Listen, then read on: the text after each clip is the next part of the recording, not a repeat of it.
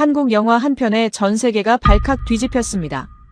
엔딩 크레딧이 올라가도 누구 하나 자리에서 일어나지 않습니다. 북미 50개 도시, 150여 개 극장에서 동시다발적으로 벌어지고 있는 기현상입니다. 화려한 액션, 히어로, 단 하나도 없습니다. 그런데 관객 점수는 96%. 제발 더 상영해달라는 현지인들의 요청에 상영 기간은 끝없이 연장되고 있습니다. 세계를 뒤흔든 주인공은 뜻밖에도 570년 전 조선의 사극이었습니다. 하지만 진짜 놀라운 건 지금부터입니다. 뉴욕, 대만, 호주인들이 일제히 이것을 따라하기 시작했습니다. 보리밥과 산나물, 그리고 된장. 570년 전 유배지에서 16살 소년 왕이 마주했던 비극의 밥상입니다. 이 열풍의 한국 관련 도서는 2565% 폭주했고 조용했던 땅 영월의 방문객은 8배나 치솟았습니다. 급기야 할리우드 30년 경력의 베테랑 평론가마저 이 유배지를 보겠다며 비행기에 몸을 실었습니다. 도대체 이 영화의 무엇이 전 세계인의 심장을 움직인 걸까요? 지금껏 우리가 몰랐던 경이로운 기록을 지금 바로 공개합니다. 시작 전 구독과 좋아요 한번 눌러주시면 영상 제작에 큰 힘이 됩니다. 그럼 시작하겠습니다. 저는 한국에 대해 아무것도 몰랐습니다. 단종이 누군지, 조선이 뭔지, 유배가 무슨 의미인지. 미국이 건국되기도 300년 전 이야기라는 것만 알았습니다. 솔직히 관심도 없었습니다. 30년 동안 제 무대는 할리우드였으니까요. 마블, 디즈니, 유니버설. 그게 진짜 메이저 리그라고 생각했습니다. 그런 제가 지금 이 이야기를 하고 있습니다. 570년 전 산골 마을의 보리밥 한 그릇이 왜 뉴욕타임스 일면에 올라갔는지, 600년 된 나무 한 그루가 왜 할리우드보다 강력한지, 한국이라는 나라가 품고 있는 것이 무엇인지, 그날 밤으로 돌아가 보겠습니다. 안녕하세요. 저는 마이클 레인입니다. 뉴욕에서 30년 넘게 영화 칼럼을 쓰고 있습니다. 칸, 베니스, 선댄스는 거의 빠짐없이 다녔고 할리우드 스튜디오 시사회는 일주일에 서너 편씩 소화했습니다. 수천 편을 봤죠. 크리스토퍼 놀란의 작품을 첫 시사회에서 다뤘고 제임스 카메론의 신작도 누구보다 먼저 봤습니다. 그러다 보면 알게 되는 게 있어요. 보기 전부터 결론이 나 있는 영화가 있다는 걸요. 줄거리만 읽으면 어떤 연출이 나올지, 어떤 감정선을 밟을지, 관객이 어디서 울고 어디서 웃을지가 보입니다. 30년 하다 보니 생긴 일종의 직업병이죠. 효율적이었고 거의 틀린 적이 없었습니다. 그날 밤도 그랬습니다. 밤 11시쯤이었을 겁니다. 맨해튼에 있는 제 서재에서 노트북 화면을 보고 있었어요. 내일 오후에 봐야 할 영화가 하나 있었거든요. 한국 영화였습니다. 제목이 왕과 사는 남자. 담당 기자가 갑자기 아파서 제가 대타로 투입된 겁니다. 편집장한테 전화가 왔을 때 별다른 감흥은 없었어요. 마이클, 내일 오후 한국 영화 시사회 좀 가줄 수 있어? 담당 기자가 못 간대. 미안하다는 말도 없었습니다. 제가 한국 영화 전문가라서가 아니라 그냥 제 스케줄이 비어 있었을 뿐이었죠. 알겠다고 했습니다. 어차피 할 일도 없었으니까요. 전화를 끊고 영화 정보를 좀 찾아봤습니다. 조선시대 6번째 왕이 10살에 즉위했는데 숙부한테 왕위를 빼앗기고 유배를 당하는 이야기라고 하더군요. 16살 소년 왕의 비극. 한국에서 개봉한 지 한 달 좀 넘어서 1,400만 명을 넘겼다는 기사가 떴습니다. 역대 흥행 6위라고요. 겨울 왕국2를 넘어섰다는 문구도 보였습니다. 대단한 숫자죠. 인정합니다. 하지만 그게 북미 시장과 무슨 상관이 있겠습니까? 한국 내수 흥행은 한국 내수 흥행일 뿐이에요. 기생충이 아카데미를 받았을 때도 솔직히 놀랍긴 했지만 그건 봉준호라는 천재 감독의 예외적 사건이라고 생각했습니다. 예외는 예외일 뿐이죠. 로튼 토마토 점수를 확인했습니다. 관객 점수 96%. 높긴 하네요. 하지만 참여자가 아직 많지 않았어요. 대부분 한국계 미국인이겠죠. 교민들이 자국 영화에 후한 점수를 주는 건 어디나 마찬가지니까요. 객관적 지표로 보기엔 어렵다고 판단했습니다. 사극이라는 장르 자체가 서구권에서는 진입 장벽이 높거든요. 단종이 누군지 아는 미국인이 얼마나 되겠어요. 조선이라는 나라가 있었다는 사실조차 모르는 사람이 대부분일 겁니다. 570년 전 이야기라고요. 미국이 건국된 게 1776년입니다. 그보다 300년도 더 전의 역사예요. 우리에겐 왕이 없었고 왕조도 없었습니다. 유교가 뭔지, 유배가 어떤 의미인지 감도 잡히지 않는 사람들이 이 영화에 공감할 수 있을까요? 의문이었습니다. 아니, 솔직히 말하면 의문이라기보다는 확신에 가까웠죠. 안 될 거라는 확신. 그래서 미리 써뒀습니다. 리뷰의 첫 문장을요. 노트북 화면에 커서를 놓고 천천히 타이핑했어요. 동양의 눈물 장사 예상대로. 깔끔하잖아요. 간결하고 명확합니다. 독자들도 바로 이해할 겁니다. 아, 또 그런 영화구나. 과거 회상이 길게 늘어지고 감정 과잉 연출로 눈물을 짜내고 자막 읽느라 정신없는 사이에 2시간 반이 지나가는 영화. 나머지는 내일 극장에서 나오면서 채우면 됩니다. 편하죠? 파일을 저장했습니다. 사실 한국 영화를 무시하는 건 아닙니다. 기생충은 훌륭했고 올드보이도 인상적이었죠. 한국 감독들의 연출력은 인정합니다. 하지만 그건 어디까지나 예술 영화 섹션에서 가끔 언급되는 수준이었어요. 제주 무대는 할리우드입니다. 1년에 수억 달러를 벌어들이는 블록버스터들, 전 세계 수천만 명이 동시에 보는 영화들. 거기가 진짜 전쟁터이고 거기가 메이저 리그입니다. 아시아 역사물은 솔직히 그 리그에 끼지 못한다고 봤어요.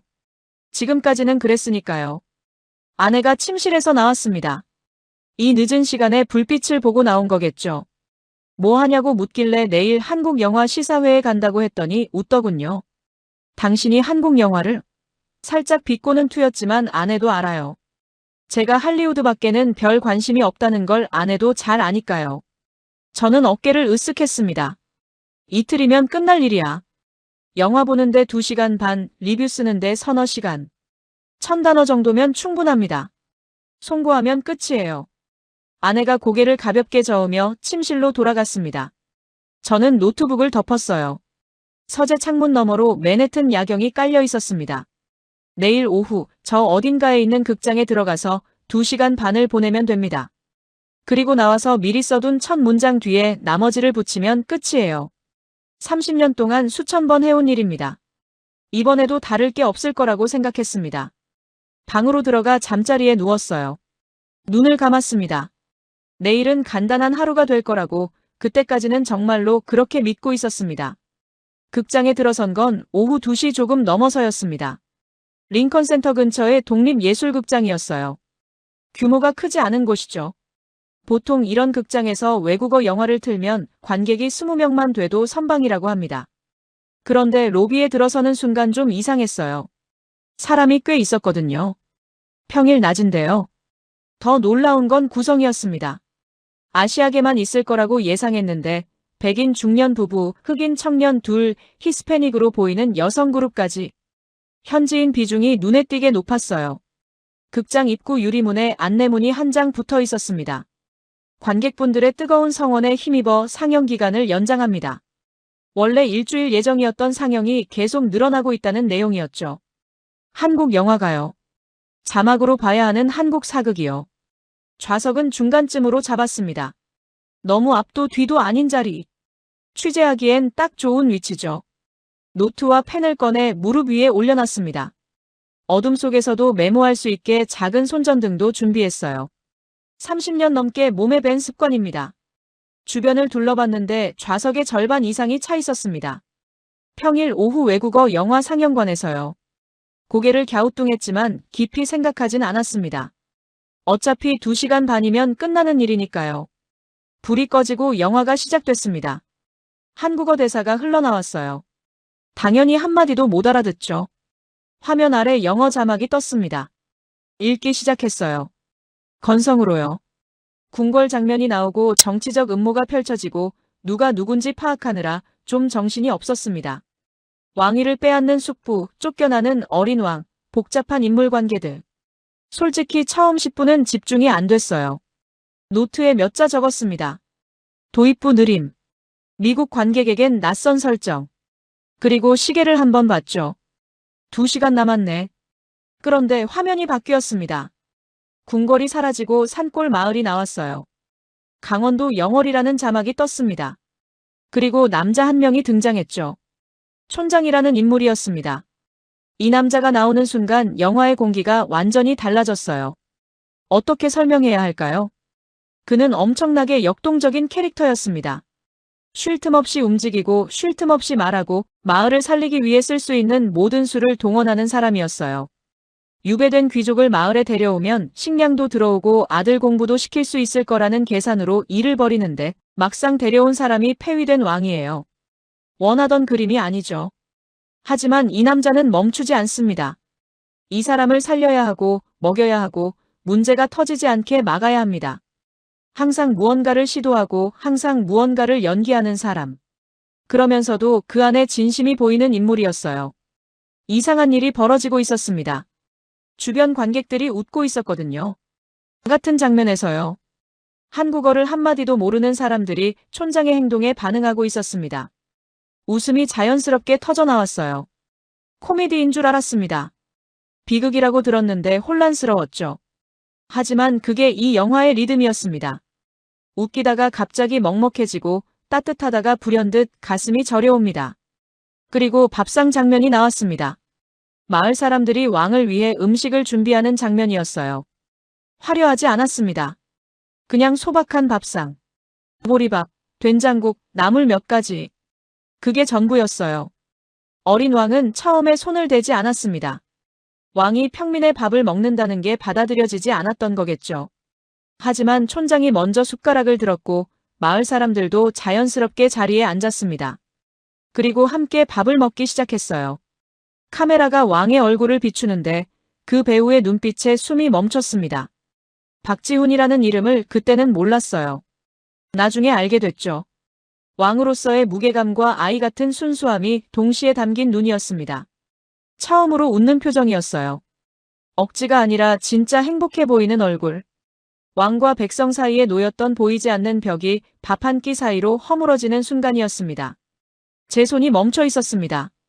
펜을 쥐고 있었는데 메모를 못하고 있었어요. 언제부터 멈춘 건지 모르겠습니다. 자막을 읽고 있다는 사실도 잊어버렸더군요. 한국어를 한마디도 모르는 제가 화면 아래 글씨가 아니라 배우들의 얼굴만 보고 있었습니다. 그때 깨달았어요. 이건 제가 예상한 영화가 아니라는 걸요. 하지만 아직은 인정하고 싶지 않았습니다. 1시간이 지나고 있었습니다. 영화는 점점 깊어졌어요. 단종과 마을 사람들의 관계가 한 겹씩 쌓여가는 과정이 화면 위에서 천천히 펼쳐지고 있었습니다. 웃기다가 슬프고 따뜻하다가 먹먹하고 그 경계를 오가는 리듬에 완전히 빨려 들어간 상태였어요. 시계를 볼 생각조차 안 났습니다. 그리고 여자가 한 명 나왔습니다. 왕의 곁을 지키는 인물이었는데 등장 분량이 많지 않았어요. 대사도 한 줌 정도였을 겁니다. 그런데 이 배우가 화면에 있는 동안 공기가 달라졌습니다. 적은 대사 안에 켜켜이 쌓인 감정이 보였어요. 왕을 향한 충심, 체념, 그리고 그 밑바닥에 깔린 슬픔 같은 것. 단 몇 분의 등장으로 영화 전체의 밀도가 한 단계 올라간 느낌이었습니다. 나중에 이름을 알게 됐어요. 천미도. 짧은 출연이었지만 그 존재감은 결코 짧지 않았습니다. 촌장 역의 배우는 갈수록 압도적이었습니다. 정적인 사극의 흐름을 단숨에 깨부수는 에너지가 있었어요. 그게 텐션을 이 사람이 쥐락펴락하고 있었습니다.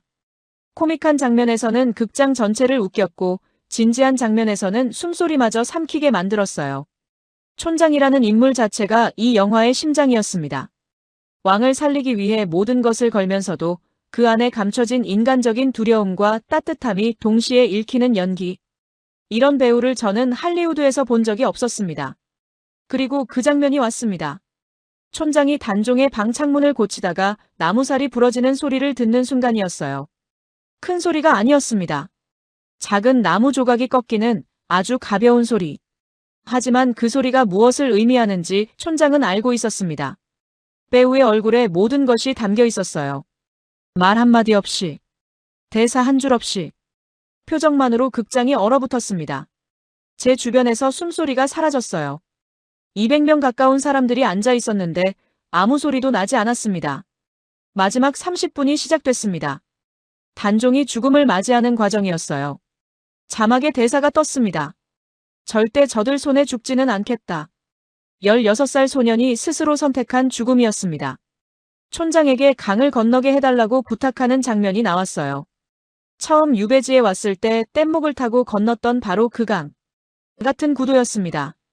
하지만 의미가 완전히 달랐어요. 이번에 강을 건너면 돌아오지 못한다는 것을 둘 다 알고 있었으니까요. 강물에 떠있는 작은 몸. 종이처럼 가벼운 시신을 촌장이 물속으로 뛰어들어 건져 올리는 장면. 제 손이 떨리고 있었습니다. 펜이 무릎에서 떨어졌어요. 춥지 않았습니다. 그냥 떨렸습니다. 화면만 봤습니다. 그리고 뭔가가 뺨을 타고 흐르는 게 느껴졌어요. 손을 갖다 대봤습니다. 젖어 있었습니다. 눈물이었어요. 언제부터 울고 있었는지 모르겠습니다. 자각하지 못한 채 울고 있었던 겁니다. 60년 가까이 살면서 영화를 보고 울어본 적이 손에 꼽을 정도인 사람이 한국어도 모르고 조선의 역사도 모르면서 울고 있었습니다. 엔딩 크레딧이 올라가기 시작했습니다. 극장이 조용했어요. 비정상적으로 조용했습니다. 보통은 크레딧이 뜨면 사람들이 일어나기 시작하거든요. 코트를 짚고 핸드폰을 확인하고 출구 쪽으로 움직이죠. 하지만 아무도 일어나지 않았습니다. 어떤 사람은 눈을 감고 있었고, 어떤 사람은 고개를 숙이고 있었고, 어떤 사람은 조용히 손등으로 뺨을 닦고 있었습니다. 한국어를 모르는 사람들이었어요. 조선이 어디 있는지도 모르는 사람들이었습니다. 그 사람들이 전부 자리에 붙어 있었어요. 불이 켜졌습니다. 그제야 하나 둘 일어나기 시작했어요. 저도 일어났습니다. 노트를 주웠어요. 펼쳐봤습니다. 첫 10분치 메모만 적혀 있었고 나머지 2시간은 백지였습니다. 극장 밖으로 나왔어요. 오후 햇살이 눈부셨습니다. 거리의 소음이 한꺼번에 밀려들었어요. 택시 경적, 공사 소음, 누군가의 웃음소리. 방금까지 극장 안에 있었다는 게 믿기지 않았습니다. 핸드폰을 꺼냈어요. 편집장에게 취재 끝났다고 문자를 보내야 했거든요. 화면을 켜고 글자를 치기 시작했습니다. 그런데 손가락이 멈췄어요. 뭘 써야 할까요? 동양의 눈물 장사 예상대로. 그 문장을 떠올렸습니다. 어젯밤에 미리 써둔 그 깔끔하고 간결한 첫 줄. 그걸 치려고 했는데 칠 수가 없었습니다. 핸드폰을 주머니에 넣었어요. 걸었습니다. 어디로 가는지도 몰랐습니다. 머릿속에는 아직 강물 소리가 남아 있었어요. 폭발 한 번 없는 영화였습니다. 전투 장면도 없었어요. 슈퍼히어로는 당연히 없었고요. 그런데 이 영화가 지금 북미 50개 도시, 150여 개 극장에서 상영되고 있습니다. 개봉 2주 만에 범죄도시사의 북미 기록을 넘었고 3주 차에는 서울의 봄과 극한 직업까지 추월했습니다. 한국 사극이요. 570년 전 이야기가요. 그날 밤 서재로 들어갔습니다. 노트북을 켜고 의자에 앉았어요. 화면이 밝아지면서 며칠 전 만들어둔 파일이 떠올랐습니다. 열었죠. 동양의 눈물 장사 예상대로. 커서가 그 문장 끝에서 깜빡이고 있었어요. 저는 키보드 위에 손가락을 올렸습니다. 그리고 움직이지 못했습니다. 아무것도 칠 수가 없었어요. 30년 넘게 리뷰를 써왔습니다. 영화가 끝나고 2~3시간이면 초고가 나왔어요. 구조를 잡고 핵심을 짚고 결론을 내리는데 그 이상 걸린 적이 없었습니다. 그런데 지금 빈 화면 앞에서 손가락이 얼어붙어 있었어요. 머릿속에 이미지는 넘쳐나는데 그걸 문장으로 만들 수가 없었습니다. 밥상 앞에서 처음 웃던 소년의 얼굴, 나무살이 부러지는 소리를 듣고 굳어버린 촌장의 표정, 강물 위에 떠있던 작은 몸. 전부 선명한데 단어가 안 나왔어요. 브라우저를 열었습니다. 도망치듯이요.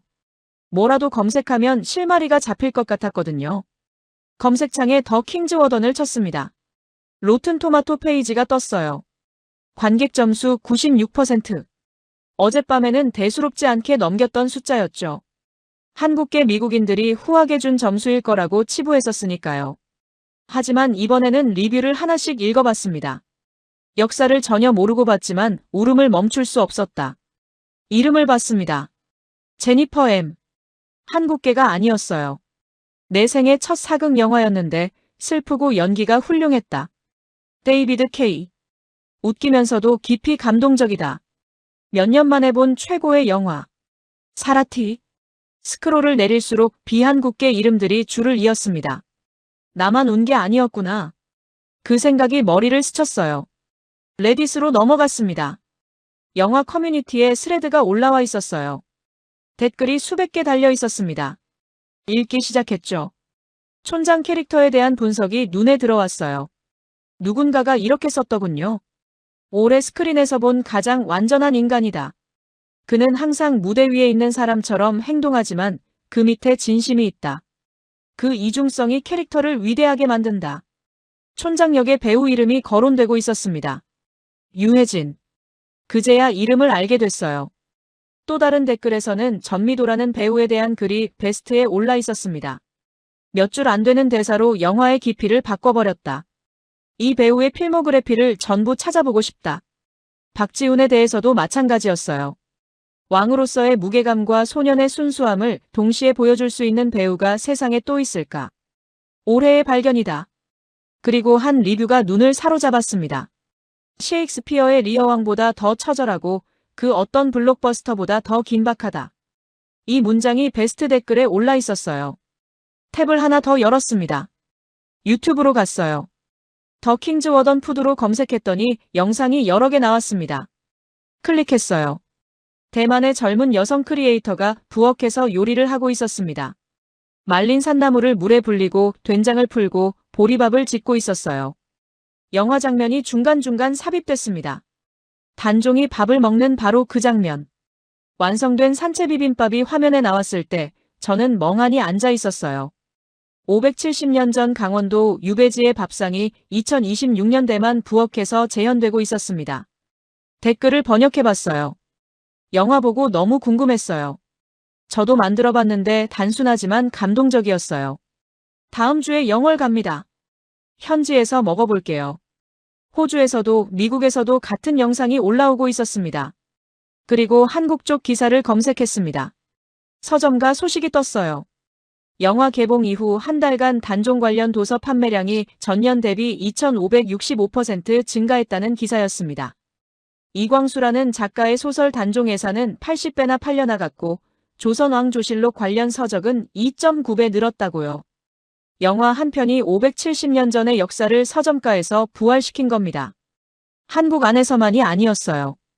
전 세계에서 동시에 일어나고 있는 일이었습니다.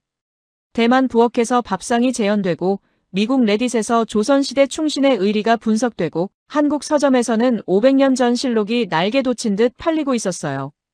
저는 뒤로 기대 앉았습니다. 노트북 화면의 빛이 얼굴을 비추고 있었어요. 이건 영화 리뷰로 끝낼 수 있는 일이 아니었습니다. 카페에 앉아서 1000단어 쳐내고 송고하면 끝나는 그런 종류의 기사가 아니었어요. 편집장에게 전화를 걸었습니다. 3번 신호음이 울린 뒤 받더군요. 리뷰 언제 들어오냐는 목소리였어요. 저는 잠시 말을 멈췄습니다. 그리고 말했어요. 이건 책상에서 쓸 수 있는 기사가 아닙니다. 현지 취재가 필요합니다. 편집장이 당황하는 기색이 전화기 너머로 느껴졌어요. 한국? 왜? 리뷰 쓰면 되는 거 아니야? 맞는 말이죠. 그냥 쓰면 됩니다. 30년 동안 그렇게 해왔으니까요. 하지만 이번은 달랐습니다. 이 영화가 1400만 명을 극장으로 끌어들인 게 단순한 흥행이 아닐 수 있습니다. 뭔가 더 큰 이야기가 있을 것 같습니다. 편집장이 한숨을 쉬었어요. 예산 생각 좀 해, 마이클. 한국까지 갈 만한 건가? 모르겠습니다. 솔직히요. 하지만 가야 할 것 같습니다. 나흘이면 됩니다. 긴 침묵이 흘렀어요. 그리고 알겠다는 대답이 돌아왔습니다. 나흘. 딱 나흘만.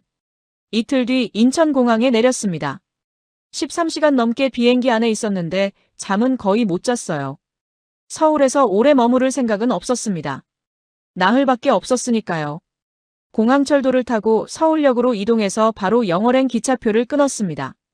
창구 직원이 영어로 물었어요. 청룡포 보러 가시는 거죠? 순간 멈칫했습니다. 네, 그렇다고 했더니 직원이 웃었어요. 요즘 엄청 많이 가시더라고요. 주말표는 벌써 매진됐어요.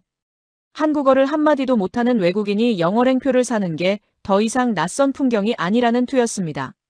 기차에 올라탔어요. 창가 자리에 앉았습니다. 출발하고 얼마 지나지 않아 풍경이 바뀌기 시작했어요. 빌딩이 줄어들고 산이 늘어났습니다. 콘크리트가 사라지고 나무가 채워졌어요. 맞은편 자리에 대학생으로 보이는 젊은이 셋이 앉아 있었는데 한 명이 핸드폰으로 뭔가를 보여주고 있었어요. 영화 장면 같았습니다. 다들 웃다가 갑자기 조용해졌어요. 한국어였지만 단종이라는 이름이 들렸습니다. 고유 명사는 어떤 언어로 말해도 알아들을 수 있거든요. 한 친구가 창밖을 보며 말없이 고개를 끄덕였어요. 표정이 진지했습니다. 1시간쯤 지났을까요? 창밖이 완전히 달라져 있었습니다. 3분이었어요. 깊은 산 사이로 강이 보였고 기차는 그 강을 따라 달리고 있었습니다. 저는 강을 보면서 생각했어요. 570년 전 그 소년도 이 길을 지나갔겠구나. 한양에서 영월까지. 왕에서 죄인으로. 16살 나이에 이 산길을 보면서 무슨 생각을 했을까요? 돌아갈 수 있을 거라고 믿었을까요? 아니면 이미 알고 있었을까요? 기차 안이 조용했습니다. 맞은편 대학생들도 말이 없었어요. 다들 창밖만 보고 있었습니다. 영월까지 2시간 반. 핸드폰도 안 받고 노트도 안 폈어요. 그냥 흘러가는 산과 강만 봤습니다. 영월역에 내린 건 오후 2시쯤이었습니다. 작은 역이었어요. 서울역과는 비교할 수 없을 만큼 조용한 곳이었죠. 하지만 사람은 생각보다 많았습니다.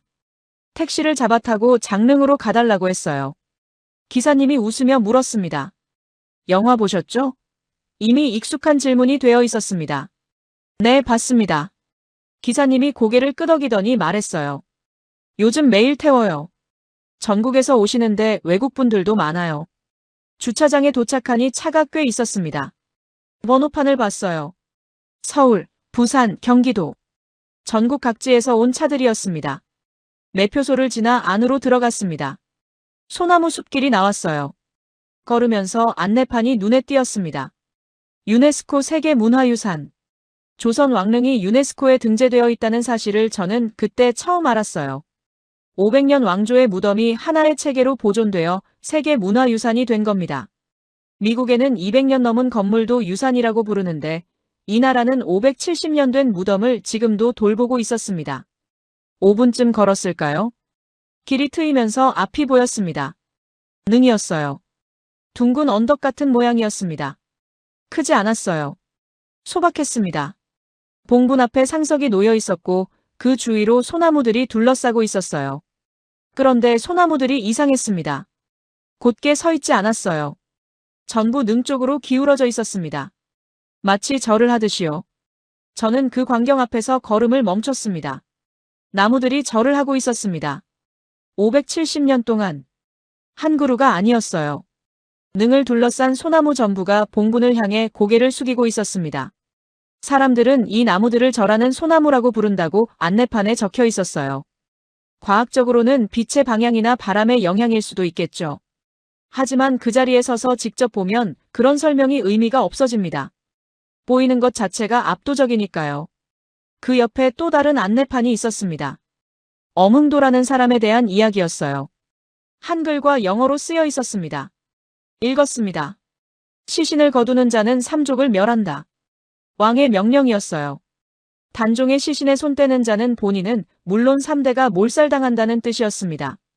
그런데 이 남자 엄흥도는 홀로 시신을 수습했습니다. 목숨을 걸고 장례를 치렀어요. 가족 전체가 위험해질 줄 알면서도요. 안내판 앞에 서양인 남자 한 명이 서 있었습니다. 가만히 읽고 있었어요. 한참 동안이요. 그리고 천천히 고개를 저었습니다. 믿을 수 없다는 표정이었죠. 능 앞에 한국인 노부부가 서 있었습니다. 70대쯤 되어 보였어요. 할아버지가 깊이 허리를 숙였습니다. 할머니도 같이 절을 했어요. 그리고 한참을 그 자세로 있었습니다. 그 옆에 서 있던 아까 그 서양인 남자가 두 분의 모습을 보고 있었습니다. 그리고 천천히 고개를 숙였어요. 누가 시켜서가 아니었습니다. 설명을 들어서도 아니었어요. 그냥 자연스럽게 그렇게 된 겁니다. 570년 전 목숨을 걸고 시신을 거둔 사람의 이야기가 언어도 통하지 않는 외국인의 고개를 저절로 숙이게 하고 있었습니다. 저는 주머니에서 수첩을 꺼냈습니다. 펜도 꺼냈어요. 뭔가 적으려고 했습니다. 수첩을 펼쳤어요. 그리고 멈췄습니다. 뭘 써야 할까요? 나무의 각도? 방문객 수? 절하는 사람의 국적? 아니었습니다. 이건 숫자로 쓸 수 있는 게 아니었어요. 수첩을 덮었습니다. 다시 주머니에 넣었어요. 능 앞으로 걸어갔습니다. 상석 앞에 섰어요. 봉분을 올려다봤습니다. 작았습니다. 하지만 무게가 있었어요. 그리고 저도 고개를 숙였습니다. 기독교인이라 절은 하지 않습니다. 하지만 고개가 숙여졌어요. 왜 숙였는지 설명할 수 없습니다. 다만 숙이지 않을 수가 없었습니다. 장릉을 나와 택시를 타고 청령포로 이동했습니다. 10분 남짓 달렸을까요? 강이 보이기 시작했어요. 넓고 잔잔한 강이었습니다. 동강이라고 하더군요. 택시가 선착장 입구에 멈췄어요. 내리는 순간 눈앞 광경에 발이 멈췄습니다. 사람들이었습니다. 선착장으로 이어지는 길에 줄이 길게 늘어서 있었어요. 100명은 넘어 보였습니다. 영화 개봉 이후 청령포 방문객이 전년 대비 8배로 늘었다는 기사를 읽긴 했지만 직접 보니 숫자와는 차원이 다른 풍경이었어요. 줄 끝으로 걸어갔습니다. 앞사람에게 얼마나 기다려야 하냐고 물었어요.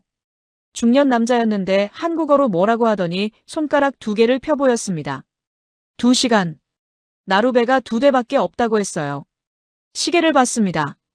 오후 4시가 넘고 있었어요. 2시간이면 6시. 해가 기울겠네요. 하지만 줄을 섰습니다. 돌아갈 수 없었거든요. 여기까지 왔으니까요. 주변을 둘러봤어요. 한국인만 있는 게 아니었습니다. 영어가 들렸고 중국어가 들렸고 일본어도 들렸습니다. 바로 앞에 젊은 남녀가 서 있었는데 영어로 대화하고 있었어요. 호주 억양이었습니다. 여자가 말했어요. 이렇게 줄이 길 줄 몰랐어. 하지만 꼭 오고 싶었어. 영화 보고 나서 계속 생각났거든. 남자가 고개를 끄덕였어요. 나도. 그 마지막 장면. 강물 장면 말이야. 여자가 말을 멈추더니 그냥 조용히 앞을 봤습니다. 줄은 천천히 움직였어요. 하지만 아무도 떠나지 않았습니다. 다들 묵묵히 기다리고 있었어요. 각자 다른 언어를 쓰고 각자 다른 나라에서 왔지만 같은 영화를 보고 같은 곳을 찾아온 사람들이었습니다. 1시간 반쯤 지났을 때 드디어 선착장이 보였습니다. 나루배가 강을 건너오고 있었어요. 작은 배였습니다. 한 번에 20명 정도 탈 수 있을 것 같았어요. 제 차례가 왔습니다. 배에 올라탔어요. 나무 벤치에 앉았습니다. 뱃사공이 밧줄을 풀었고 배가 천천히 움직이기 시작했어요. 강을 건너고 있었습니다. 강물이 잔잔하게 흐르고 있었어요. 소리도 거의 나지 않았습니다. 배 위의 사람들도 말이 없었어요. 다들 조용히 물을 보고 있었습니다. 배가 반대편에 닿았습니다. 내려서 땅을 밟았어요. 발밑이 단단했습니다. 흙이었어요. 그리고 고개를 들었습니다. 그 순간 숨이 멎는 줄 알았어요. 소나무 숲이 눈앞에 펼쳐져 있었습니다. 오래된 나무들이 하늘을 향해 곧게 뻗어 있었고 그 사이로 햇빛이 비스듬히 내려오고 있었어요. 노을이 시작되고 있었습니다. 깊은 산세가 사방을 감싸고 있었고 강물이 그 산을 비추며 흐르고 있었습니다. 화려하지 않았어요. 거대하지도 않았습니다. 유럽의 바로크 성당이나 할리우드 영화 속 CG 풍경과는 완전히 다른 종류의 아름다움이었어요. 담백한 선과 면으로만 이루어진 풍경이었습니다. 한복이라는 옷의 색감이 그렇다고 들었어요. 원색의 화려함이 아니라 절제된 배합에서 깊이가 나온다고요. 이 풍경이 정확히 그랬습니다. 제 눈에는 수묵화가 살아 움직이는 것 같았어요. 한 폭의 그림 안에 들어와 있는 기분이었습니다. 30년 동안 전 세계를 다녔지만 이런 종류의 시각적 충격은 처음이었어요. 오솔길을 따라 걸어갔습니다. 한 발 한 발 내디뎠어요. 수백 년 동안 사람들이 밟아온 길이었죠. 앞에서 걷던 사람들이 멈춰 섰습니다. 저도 멈췄어요. 나무였습니다. 거대한 소나무 한 그루가 하늘을 향해 서 있었어요. 다른 나무들과는 차원이 달랐습니다. 굵기도 압도적이었고 가지가 사방으로 뻗어 거대한 그늘을 만들고 있었어요. 안내판이 있었습니다. 한글과 영어로 쓰여 있었죠. 관음송. 수령 600년 이상. 단종의 슬픔을 보고 들었다는 의미에서 볼관, 들을 음자를 써서 이름을 붙였다고요. 600년. 이 나무가 600년을 여기 서 있었다는 뜻입니다. 단종이 이곳에 유배되어 있을 때도 이 자리에 있었던 나무예요. 그 소년이 이 나무를 봤다는 겁니다. 나무 앞으로 걸어갔어요. 나무 껍질에 손을 갖다 댔습니다. 차갑고 단단했어요. 600년이 손끝에 닿는 기분이었습니다. 이름 자체가 증인이었어요. 이 나무는 그 소년의 슬픔을 보았고 그 소년의 울음을 들었습니다. 600년 동안 한자리에 서서요. 그때 문득 생각이 스쳤어요. 16살. 내 손자와 같은 나이입니다. 뉴욕에서 고등학교에 다니는 아이. 친구들과 농구를 하고 핸드폰으로 게임을 하고 주말이면 피자를 시켜 먹는 아이. 그 나이에 왕위를 빼앗기고 가족과 떨어지고 이 깊은 산골에 홀로 보내졌다는 겁니다. 조금 더 걸으니 작은 돌탑이 보였어요. 망향탑이라고 했습니다. 안내판에 이렇게 적혀 있었어요. 단종이 한양을 그리워하며 돌을 하나하나 쌓은 탑. 16살 소년이 돌을 줍고 올리고 쌓으면서 집을 그리워한 겁니다. 엄마를 그리워하고 궁궐을 그리워하고 자기가 살던 세계를 그리워하면서요. 돌탑은 작았어요. 아이가 쌓을 수 있는 크기였습니다. 호주에서 온 그 커플이 관음송 앞에 서 있었어요. 여자가 나무를 올려다보며 말했습니다. 600년. 믿어져? 남자가 대답했어요. 이 나무가 그 소년을 봤다는 거잖아. 여자가 조용히 고개를 끄덕였습니다. 아까 장릉에서도 느꼈지만 이 나라 사람들이 가진 정서가 있었어요. 어린 군주의 고결한 성품, 그를 지키기 위해 목숨을 건 백성들의 의리. 서구인인 제게는 생소한 유교적 가치관이었습니다. 하지만 이곳의 선이 극에 달리 읽혔어요. 부당한 권력 앞에서도 무너지지 않는 품위, 약한 존재를 끝까지 지키려는 사람들의 연대. 그건 유교라는 틀을 넘어서 인간이 가진 가장 숭고한 본능이었습니다. 국경이 의미 없어지는 감정이었어요. 저는 나무 아래 서서 하늘을 올려다봤습니다. 노을이 소나무 가지 사이로 스며들고 있었어요. 그 소년도 이 나무 아래서 하늘을 봤을 겁니다. 한양을 그리워하면서요. 돌아가고 싶다고 생각하면서요. 600년이 지난 지금 지구 반대편에서 온 제가 같은 자리에 서 있었습니다. 같은 나무 아래에서 같은 하늘을 보면서요.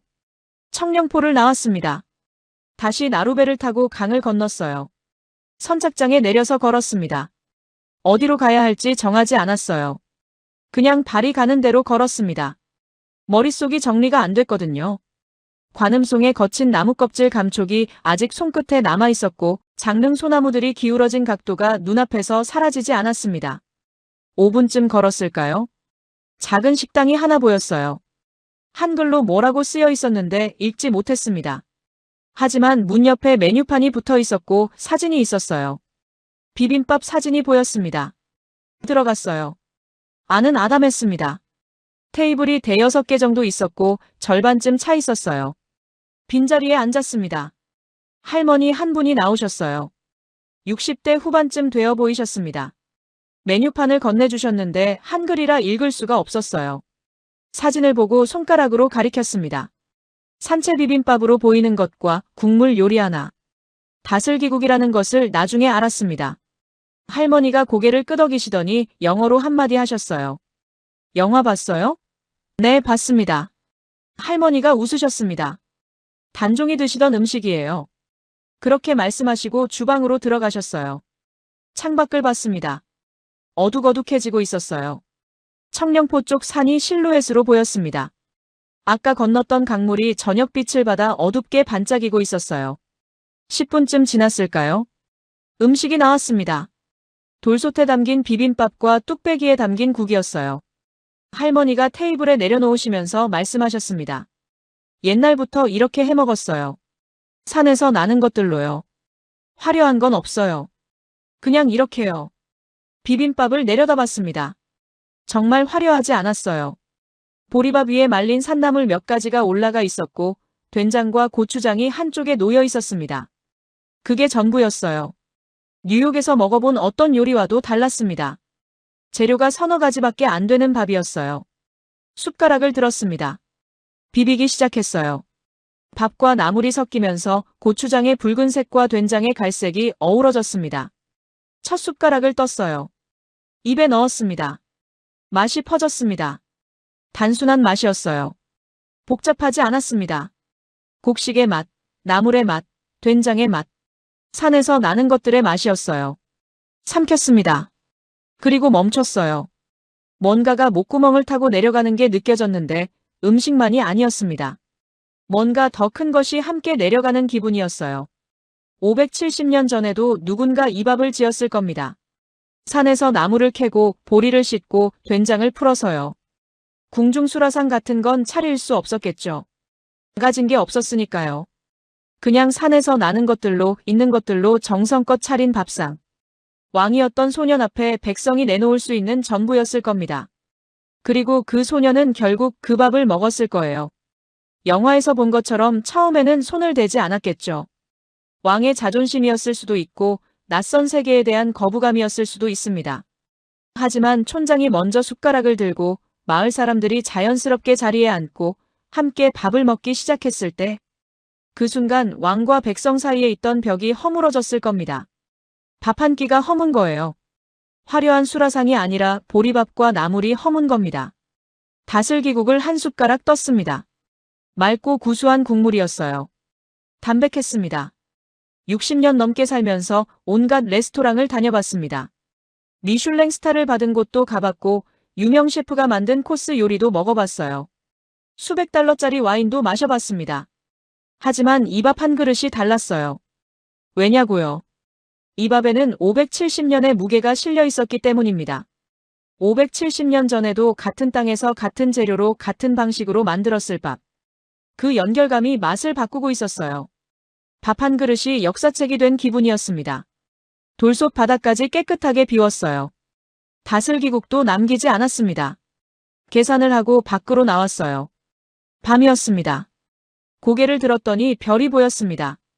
뉴욕에서는 볼 수 없는 별들이었어요.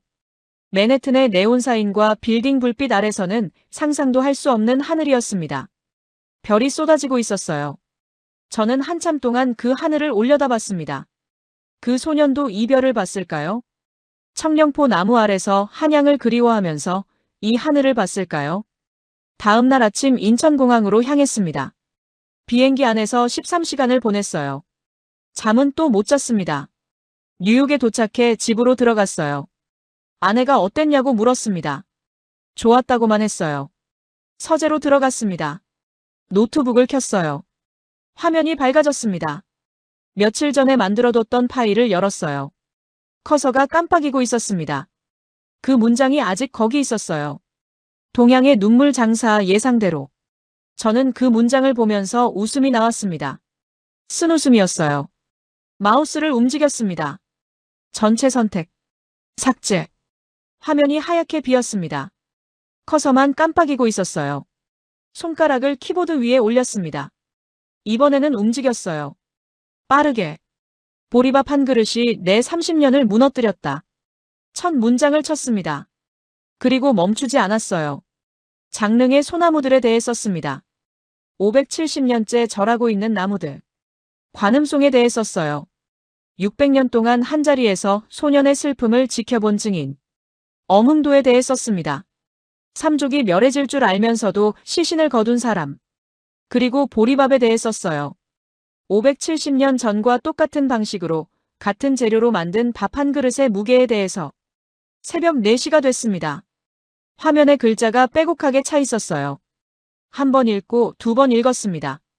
고칠 곳이 없었습니다. 편집장에게 이메일을 보냈어요. 원고 첨부. 전송. 노트북을 덮었습니다. 창문을 열었어요. 새벽 공기가 들어왔습니다. 맨해튼 불빛이 아직 켜져 있었어요. 하지만 제 눈에는 영월의 밤하늘이 겹쳐 보였습니다. 별이 쏟아지던 그 하늘이요. 다음 날 아침 9시에 전화가 울렸습니다. 편집장이었어요. 4시간도 못 자고 잠결에 받았습니다. 목소리가 들렸어요. 마이클, 이거 진짜야? 네. 이 기사 진짜 당신이 쓴 거 맞아? 눈을 떴습니다. 천장을 봤어요. 네, 제가 썼습니다. 편집장이 잠시 말이 없었습니다. 그리고 말했어요. 일면에 싣겠다. 문화 섹션.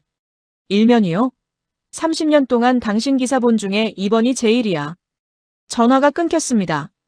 그날 저녁 기사가 나갔습니다. 문화 섹션 일면이었어요. 제목은 간단했습니다. 보리밥 한 그릇이 내 30년을 무너뜨렸다. 부제가 붙어 있었죠. 한국 영화 왕과 사는 남자가 보여준 것 예산이 아니라 시간이 만든 영화. 그날 밤부터 반응이 왔습니다. 이메일이 쏟아졌어요. 독자들이었습니다. 기사 읽고 바로 표 끊었습니다. 이번 주말에 봅니다. 영월이 어디 있는지 찾아봤어요. 한국 가면 꼭 가보고 싶습니다. 산채 비빔밥을 어디서 먹을 수 있나요? 사흘이 지났습니다. 편집장한테 또 전화가 왔어요. 마이클, 이거 봤어? 뭘요? 구글 트렌드. 영월 검색량이 300% 올랐어. 미국에서. 지난주 대비로. 진짜요? 그리고 한국관광공사에서 연락 왔어. 고맙다고. 저는 전화를 끊고 창밖을 봤습니다. 뉴욕이었어요. 맨해튼 거리였습니다. 저 어딘가에서 사람들이 570년 전 조선 유배지의 밥을 검색하고 있었습니다. 대만에서, 호주에서, 미국 곳곳에서 크리에이터들이 산채 비빔밥을 재현하는 영상이 올라오고 있었어요. 보리밥에 말린 산나물, 된장. 570년 전 강원도 유배지의 밥상이 2026년 전 세계 부엌에서 만들어지고 있었습니다.